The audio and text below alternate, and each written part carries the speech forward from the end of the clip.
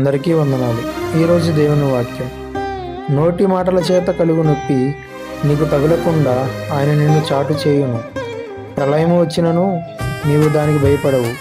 యోబు 5:21.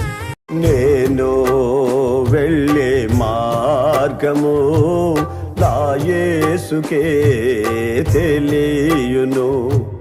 నేను వెళ్ళే మార్గము నా యేసుకే తెలియును.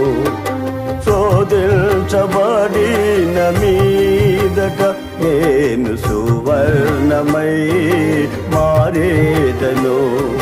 శోధించబడిన మీదట నేను సువర్ణమై మారేదను.